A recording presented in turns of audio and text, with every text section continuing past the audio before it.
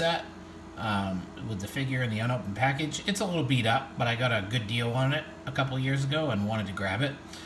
This card is it's not too hard to find the card, but to find the unopened figurine is extremely difficult, and when they're in high grade, they go for big bucks.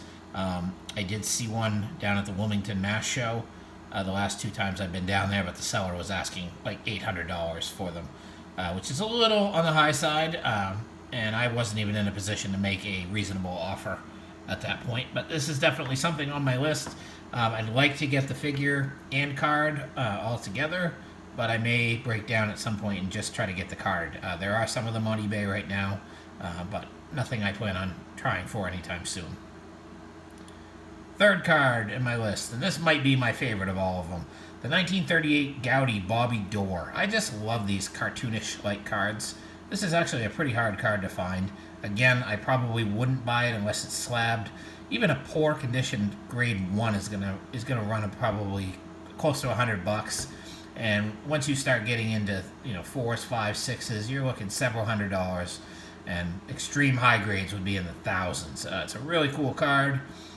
It is, I think, considered his rookie card, but definitely looking to pick one of these up in lower grade at some point. This is one of my favorite cards on my list. Number 4 card on my list, a little bit more modern. This is the 1985 Topps Tiffany Roger Clemens card. I have the rest of the team set minus Clemens. Again, not a terribly rare card. I think they made 5,000 of them, but they do go for a high dollar, and the Tiffany cards are a lot harder to reproduce, so I might feel comfortable getting it from a reputable dealer ungraded. But these tend to run in the $100 to $200 range when you can find them. They're not extremely rare. Like I said, they made 5,000 of them, I believe. But that's definitely one on my top 10 list. Next card on my list, this is kind of a dual goal here. It's a 1941 play ball, Ted Williams and Jimmie Foxx. I love the 41 play balls. I love the color. And of course, these two guys are two greats. Jimmie Foxx, more known for his time with the Philadelphia Athletics, and of course Ted Williams, the greatest hitter to ever live. So I'd like to get both of these cards. I kind of cheated on this one because I found a picture that had both of them. So kind of cheated a little bit. I know baseball collector Mike just picked up both of these cards recently graded, and I was extremely jealous when I saw his video. So these are definitely 2 cards on my high up on my want list. 41 play balls. I don't even know if I own a 41 play ball card. I have a lot of the 39s and 40s, but 41s I actually don't even think I own one yet. So these would be a great way to start. But moving on, of course, the iconic 1954 Bowman Ted Williams, card number 66, short printed, super short printed really. Hard card to find in any grade. Again, a card that's been reproduced in many different forms. Anything from the 1989 Bowman insert set that they put in to just regular reproductions of the card.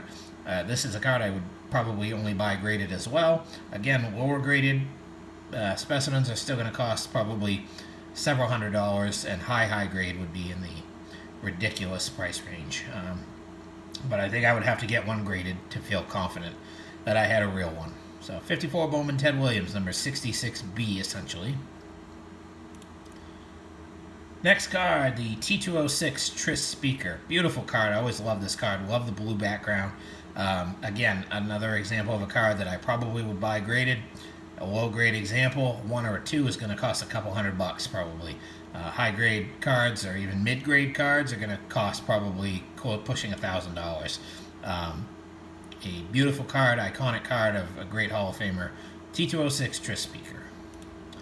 Next card on my list, another Ted Williams on the list, the 1954 Wilson WEINERS Ted Williams. Again, a card that's been reproduced at a very high rate. There have been some really high-grade specimens that have come out recently from some, attic finds and things like that. This is a wonderful card, extremely rare. Always been a favorite of mine. They're hard to find without stains on them. Again, I would have to buy it graded, and even a low grade, you're talking a few $100 up to high grades would be in the tens of thousands of dollars in high grades, I'm sure. So 1954 Wilson WEINERS Ted Williams. Next card on my list, my second Roger Clemens on the list, the 1984 Fleer Update Clemens. Again, another card that's been highly reproduced. A lot of fakes out there. Would only buy it if I was buying a complete set or buying it graded. Even high grade examples of this card are pushing $1,000 now. Something in a 7 or an 8 would probably run in the 200 range. So this one's going to be pricey also, but his true rookie card from a very hard to find set, and beautiful card of Clemens.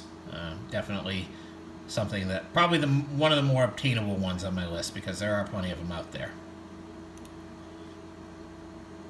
And that is my top 10. Again, my Facebook page is Red Sox Collector, or my YouTube page is Red Sox Collector Dan McGraw. And you can check out my Facebook page at Ultimate Boston Red Sox Collector. I have pushing 500 likes on that page, so if anybody's watching these videos and you're on Facebook, go ahead, check it out, give me a like. I would appreciate it.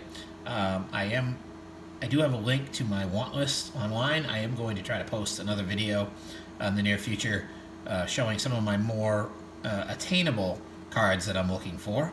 And so that's it for now. I am planning on posting a shorter video later with today's mail day. Did pick up a couple new cool items today, including a new 1/1 and a new autographed baseball. So if you want to check out my video later tonight, I would appreciate it. And for now, everybody have a good rest of your day.